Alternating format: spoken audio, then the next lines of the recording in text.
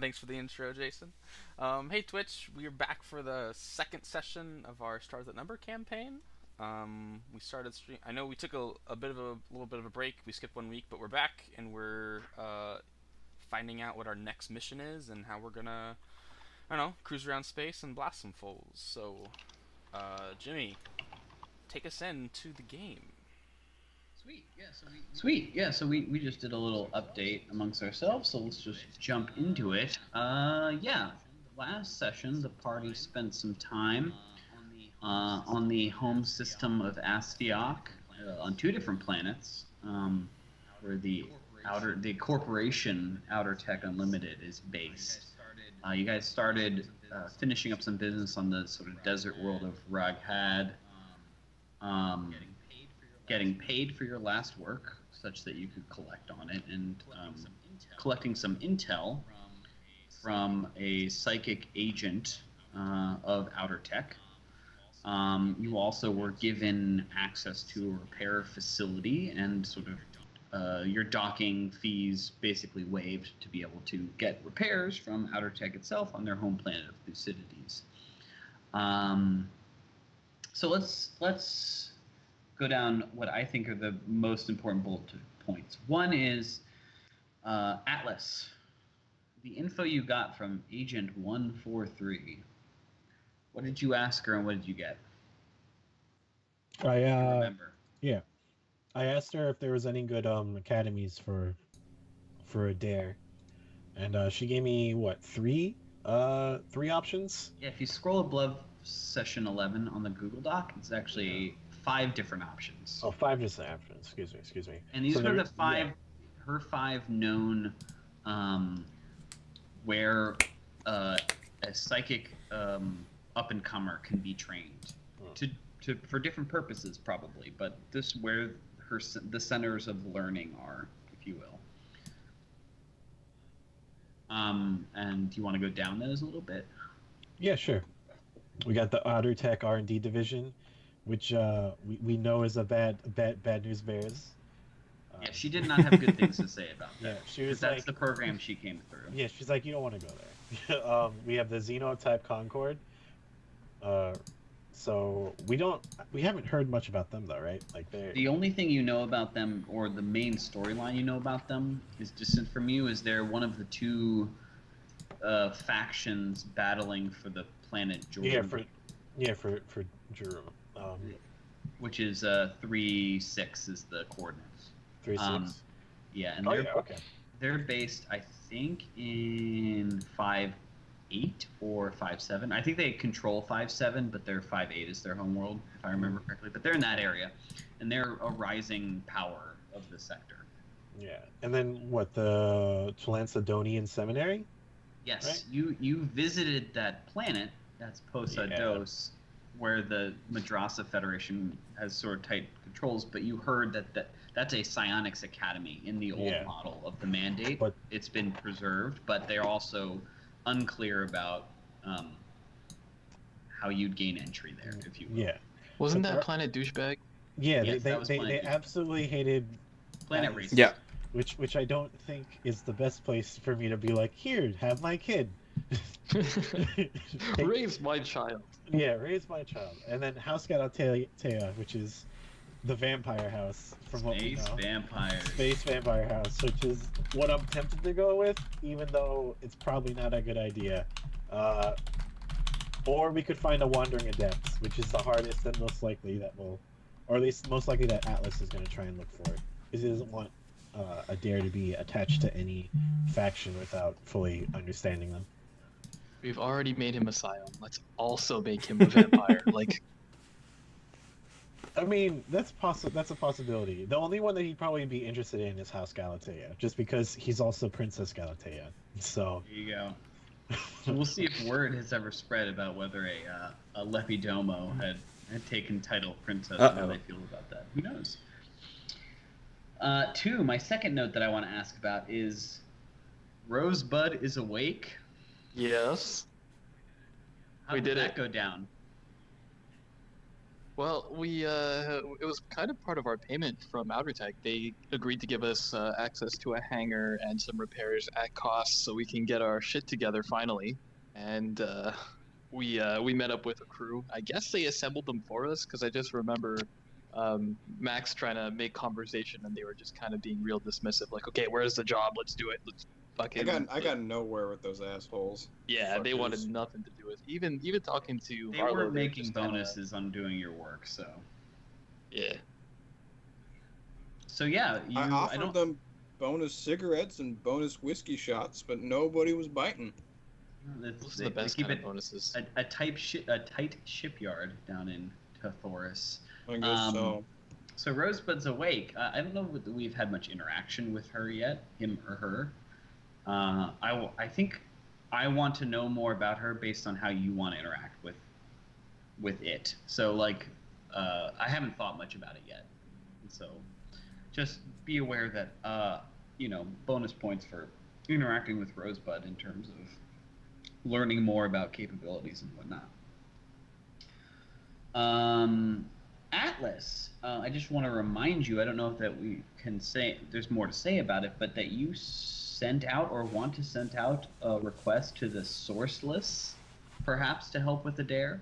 Yeah. Because that was a kind of a sixth option that I didn't put on the list because that was not on the information given, but Yeah. that is another possibility. And the Sourceless, for those who don't know, listening live, all 6 of you, the Lepidoma, the alien race that Atlas is. Actually, why don't you explain it? I'm sorry. Sourceless versus Sourceful. Yeah, so basically Lepidoma are they sort of are split into 2 different categories. One is the the relatively optimistic Sourceful, and the Sourceless are very much pessimistic, and they prepare for the worst common denominator. Like they're firm believers in Murphy's Law, and so they prepare for just about everything, and are psychotic in that sense. And Atlas is of the Sourceful. He was freed by the Sourceless faction that's roaming the galaxy, trying to either probably doing whatever they think is fun. Yes. So the party hasn't really investigated. Atlas knows a good bit, but the party doesn't as a whole know a lot. But the Sourceful are all enslaved or indentured servitude of some sort, somewhere in this sector, by a powerful group. And the powerful group is the Exchange Consulate. They're being kind of willingly used, or not willingly. This is what they're tied to. It's kind of based on the history of the sector. But the Sourceless were a breakaway radical faction who just chose uncertainty outside of the hive mind, is kind of how I am thinking of it, and I think that we've kind of talked about. It's very you're much like a Dark Templar feel to them. Yeah. So cool. So you want to reach out to them. I think that's something to keep in the back of your mind. How we could do that. We could definitely tack that on. Yeah, and I think that, Max, you checked in with Aether Bray and said, because, hey, we're going to go deal with some other stuff. Are you okay? You sent a note to her. I don't know if you, established communication, but you basically sent her a... Yeah, I sent off communication, but that's it. Cool. And, you guys have supplies right now for 4 weeks. You can spend some more money right now if you want supplies for a longer period of time.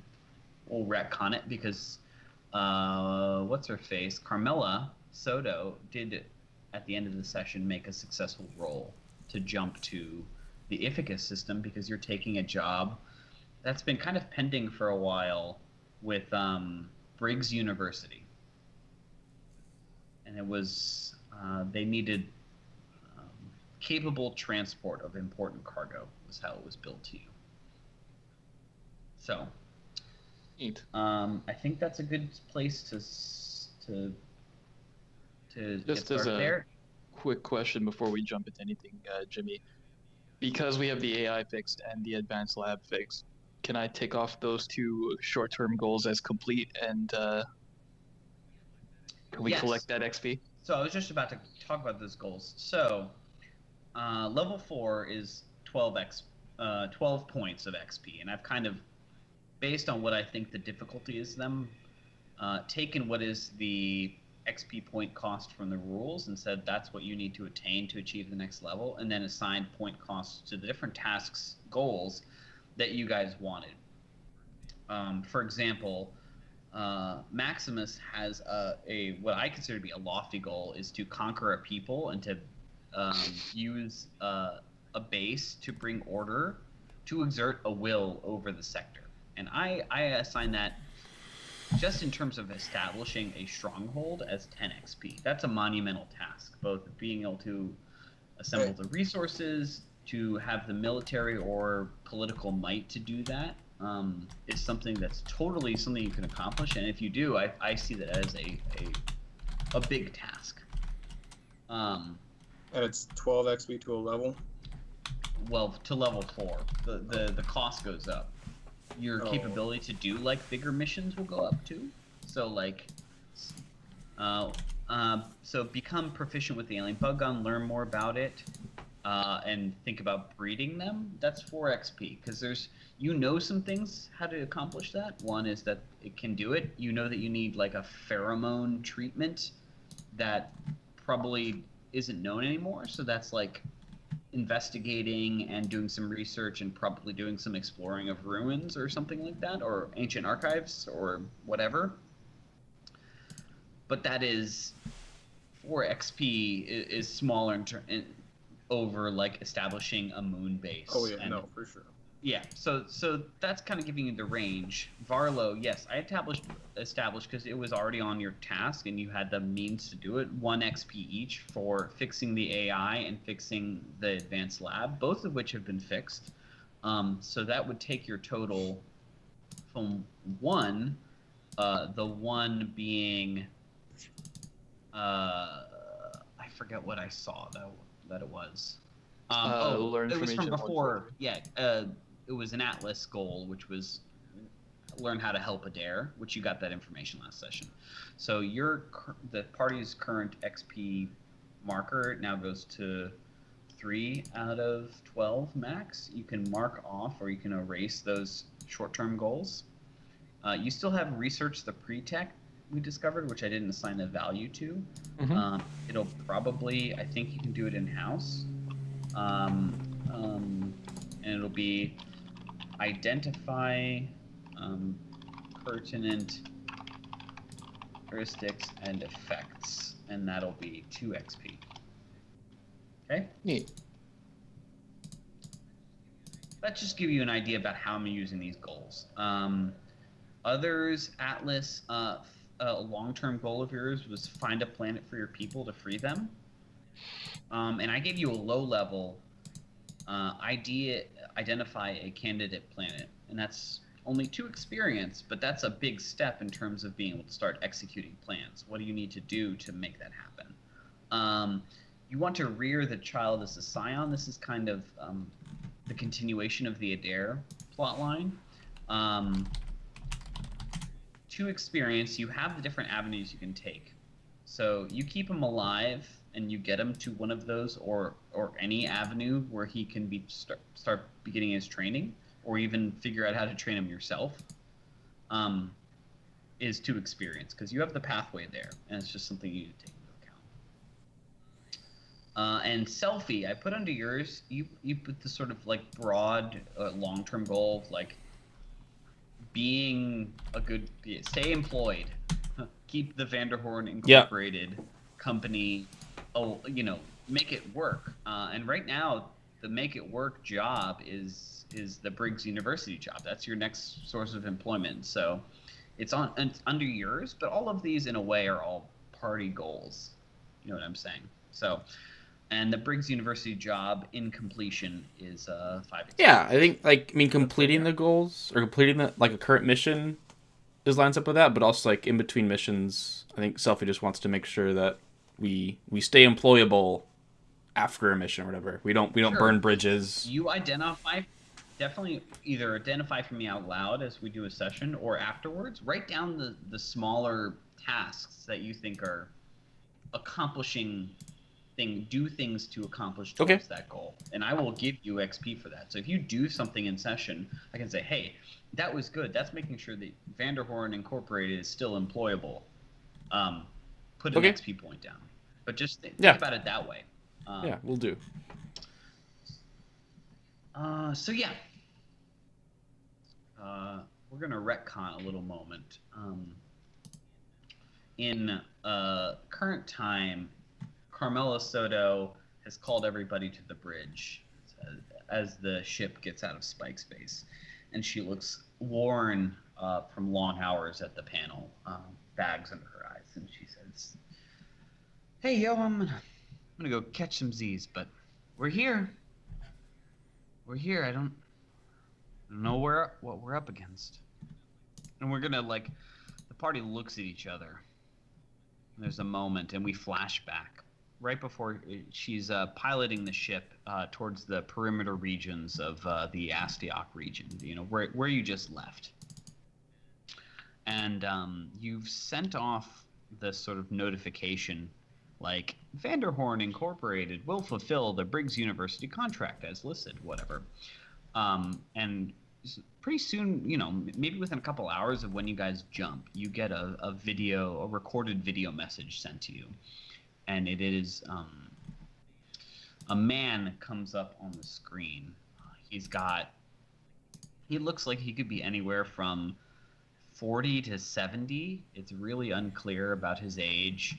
He's kind of frail looking. He's got a lab coat on.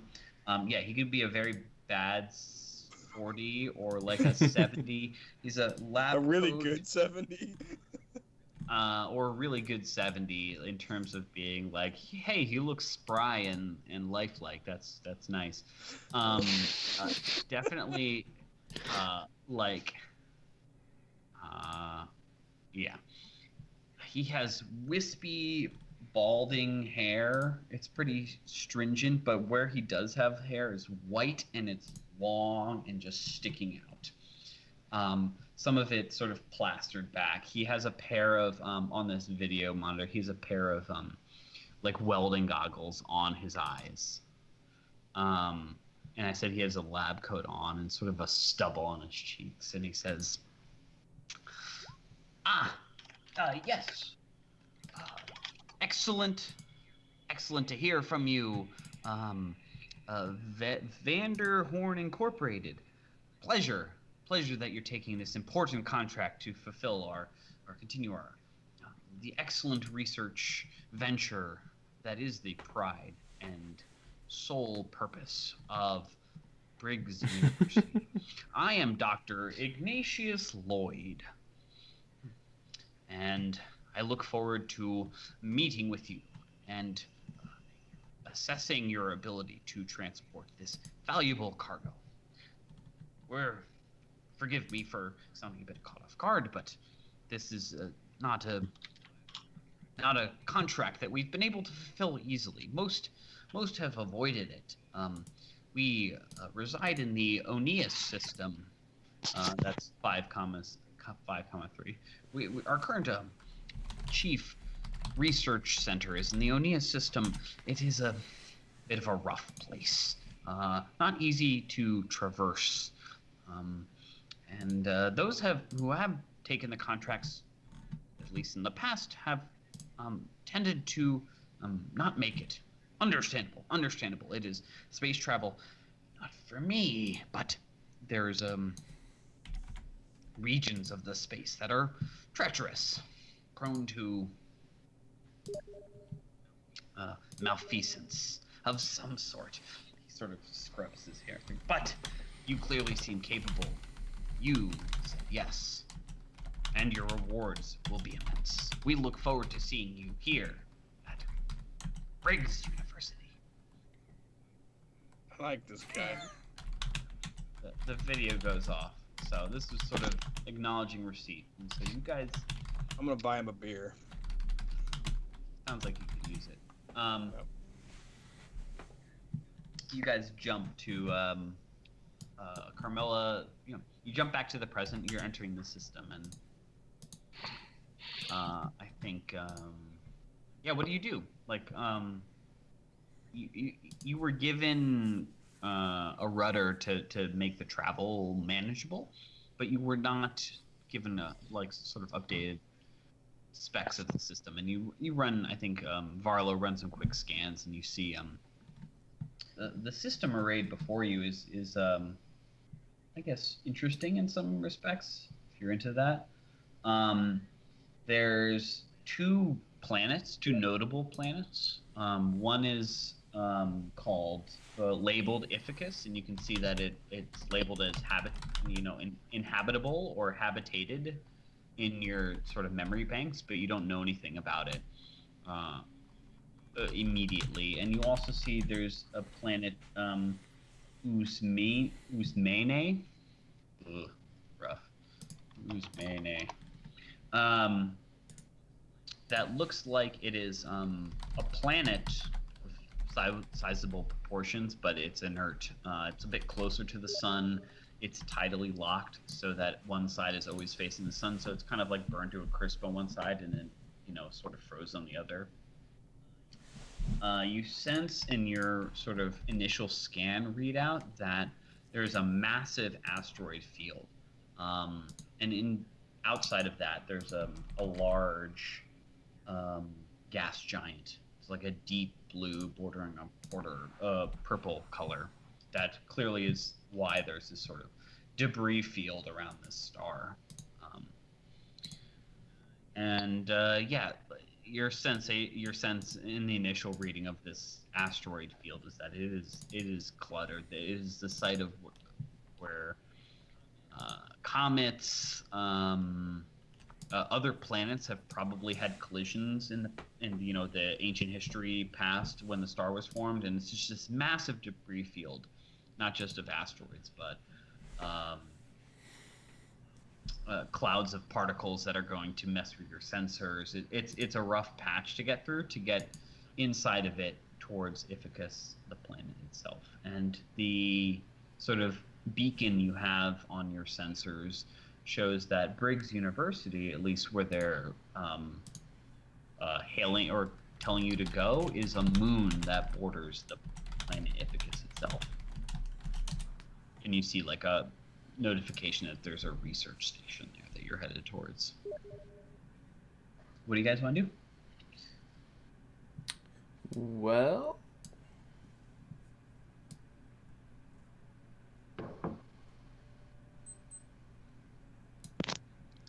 I think we head on in. We hail that we're coming and give advance notice and navigate the asteroids and head in. is this gonna be super treacherous, or just like there's asteroids and we'll be around them? Well, it looks like it will take some active. I think I'll do it this way. Carmela says, "Yeah, I did a quick dive on the scans of the field. It looks pretty cluttered down there. Nothing that you'd have to really actively fly between if you choose the right point to enter the field. But it's definitely confusing to the sensors. And considering the message we got ahead of time about nobody wanting this job, and those that did, a lot of them didn't report in. I don't know. It's a dicey place. Yeah. I say we Rosebud, could you calculate an accurate and less dangerous means of approach through the asteroid nav path? Initializing sensor array. I will do this. It will take 7.2 to 9.3 hours. Yeah, so she's doing an assessment, and that's fine because it's going to take you guys 24 hours basically to get to the point of the asteroid field anyway. Cool. Okay, so you mentioned that it causes some kind of issue with some of our readings. Like, was it communication based, or is it just because of the collection of minerals and materials from like the gas giant and shit that's collided over the years that it just like statics up the comms. It will probably, the sense you get, and I guess Carmela, you can voice this to her, and she pipes in and says, honey, I've seen this shit before. It's messy when you get in. Your comms can get messed up, or your visuals, some of your other readouts and sensors. Basically, it's just a dicey place to go through, where you know what's right in front of you, but you don't always know what's all around you, like you should. But if our new overlord here is worth her salt, or his salt, they should plot the best course, and the sensors will probably be the most optimal that way. That is one of the inputs, right? Best course to keep sensors online, Rosebud. This is one of the inputs, yes. Thank you, Rosebud. Cool. Yeah, so you guys proceed. Do you want to have any, you have 24 hours. Do you guys have any business you want to take care of? Conversations you want to have? I go to Varlo, and I just push the pile of artifacts in front of him. Yeah. And I say, have fun. I'll be in my labs. Yeah.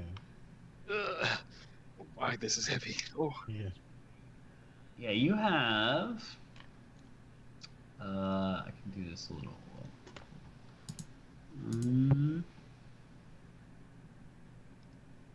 It's here, right? Okay. You have the wrist-worn device, right? Do we know what that is? No, so there's the quote-unquote wristwatch. There's the children's toy, and there are the what look like manacles. Those are the three, I think. And the ring. The ring, yes. I think we figured something out about that, didn't we? Yeah, wasn't it supposed to be a tool? Like an AI control tool. But... Yeah, I actually can, I think, reveal this.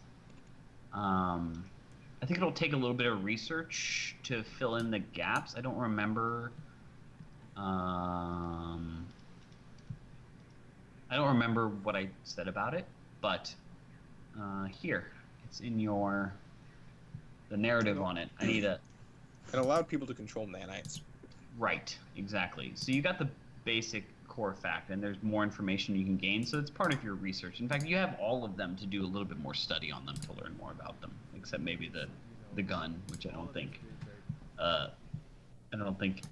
you want to go through the blood sucking process again. So but yeah, so the link is called a prosthetic link. It's designed to compensate for users who are otherwise experiencing difficulties with their links. So in the distant past, before the Scream, links were sort of gen engineered into the body, like as inherent neural modifications to be able to accomplish tasks.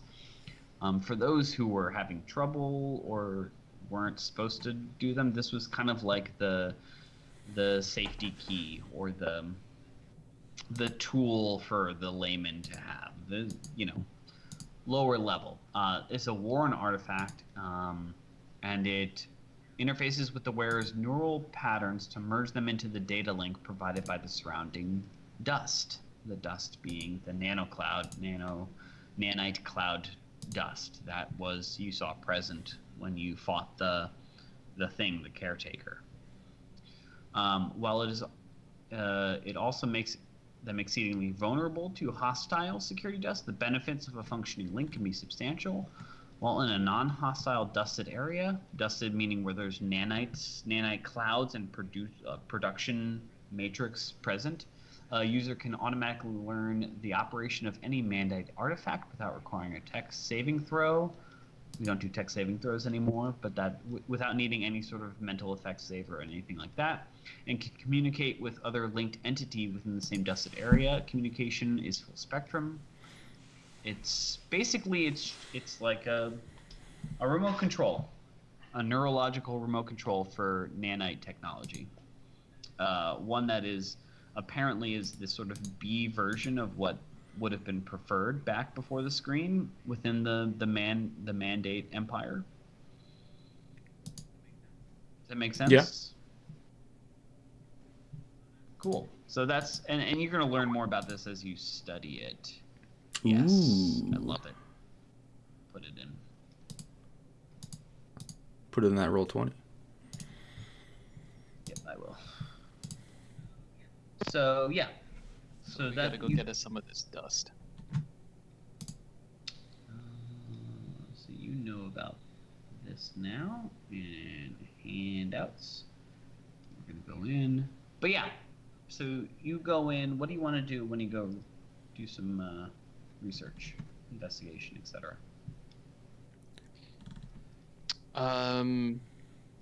The first thing that Barlow is probably going to spend some time with is the what's it called? The child's toy. Yeah. So the expandable, contractible thing. Yeah, exactly. He wants to just like set a baseline. He thinks it's probably the least dangerous, and he's going to use that to build up from. He assumes that like, well, he's probably like narrating a lot of this to Rosebud as he's kind of like setting everything down in the lab. So he probably sounds something like, yes, we'll take a baseline with the simple looking apparatus and then see if we can delve to use that baseline to inform our intuitions on the other technology and then build from there. So I'll start small scale and then zoom out until I can mass reproduce the blood-sucking symbiote gun and miniaturize it and put it on each of my nanites and then power it on solar energy instead of blood. Barlow, Rosebud. this is a piece of advanced technology. I believe the designation would be TL level 5 or above. This is an artifact of the mandate, Terran mandate, prior to the screen. Many of my software reserve or memory banks do not contain any mention of anything like this. This is a unique find. How do you wish to proceed? First, we should decide what it is composed of. We will take readings of its actual composition, and then from there see how the different parts integrate with each other, and then, well, we'll break it apart. Analyzing. Give me a tech. What's your tech? Give me a roll. Hang on, I gotta get my character sheet going. Where the heck? It's not fixed. There we go. I don't think it would be programmed because that doesn't really. Remind me of the other ones you may use. I have no notice. So I'll say program because you're executing the program. You're using Rosebud's aid. That's fine. So just make the roll for me so that Would the it be level of program or detail. fix? Not fix. So fix is specifically building and doing something rather than using machinery or using research stuff. So give me a difficulty 8 check. Okay. And is this assisted because of Rosebud? Yeah, you get a +1 from Rosebud's help. The advanced lab and Rosebud, basically. Yeah. And I think I'm not using my hacker. If she had so more it's a information on 2d6. this, you'd get a further bonus, but she doesn't, so. 13. Yeah, so she says, investigating now.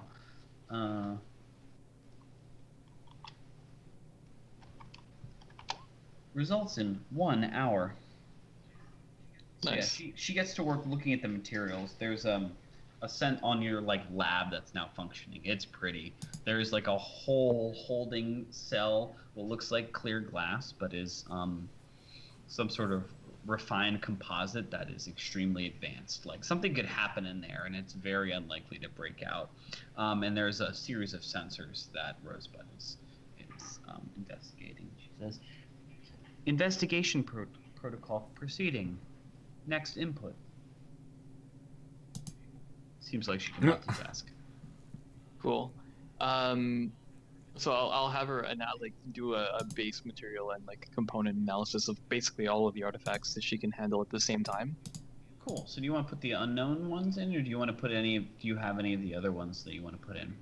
I want to include the ring with the list of them, and I also want to have it take a look at the plant nanite, and I want to have it cross-reference between each other, like each artifact and the plant nanite thing for any similarities. So yeah, the nanites. So you're putting in. You're analyzing the child's toy. The ball things. The prosthetic. Oh, the ball things. So yeah, she can handle 3 at once at this low level of analysis. And go ahead, just roll me another program. Cool. Same skill DC 8.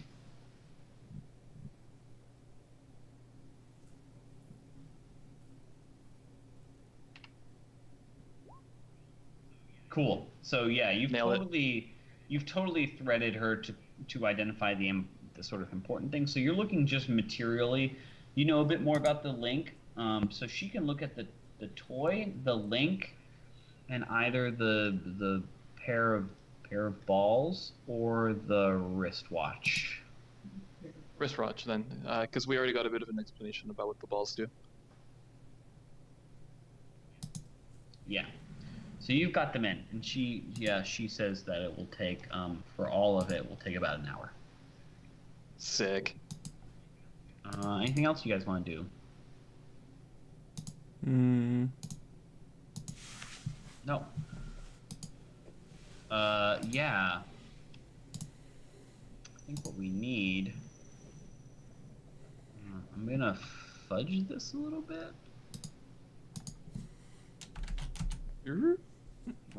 Fudging data. Now commencing fudge protocol. Fudge protocol. Where is it?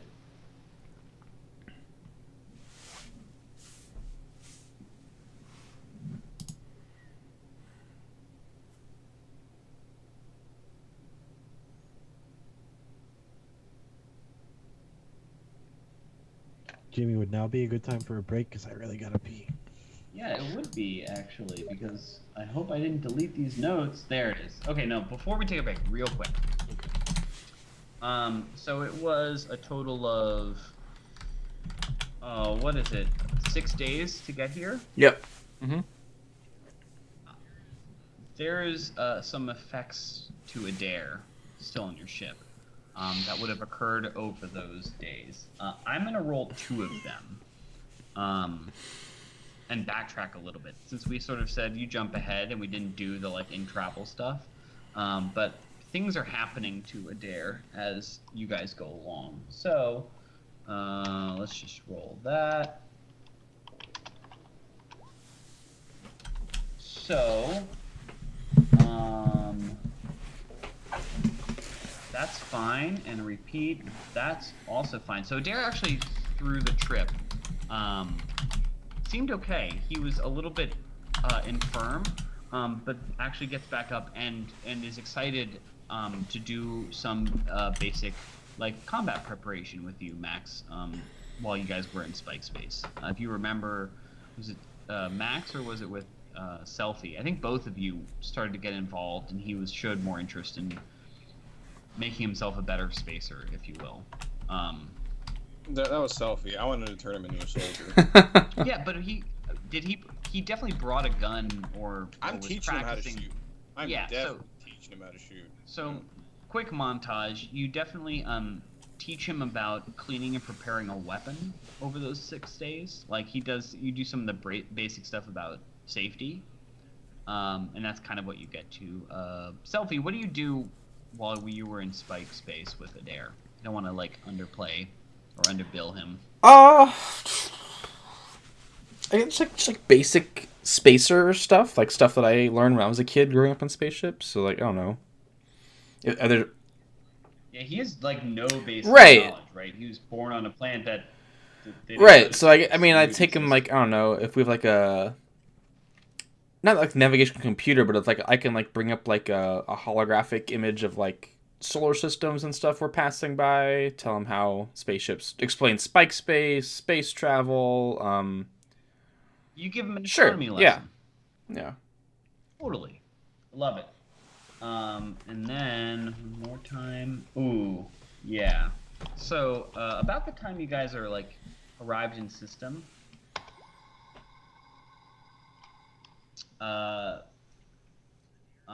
Adair is with you. Varlo has gone off to his lab, but everyone else is on the bridge still, sort of just like game planning your approach to the system. And Adair is with you, and his eyes roll back into his head, and the whites of his eyes show, and there's a warning indicator goes off, and there's some flashes on the computer, and the power starts doing something weird, and we'll find out what happens when we get there. Nice. We'll take a break. Cool. We'll take a quick break, guys. We'll be back in about 7 minutes or so. Please stay tuned.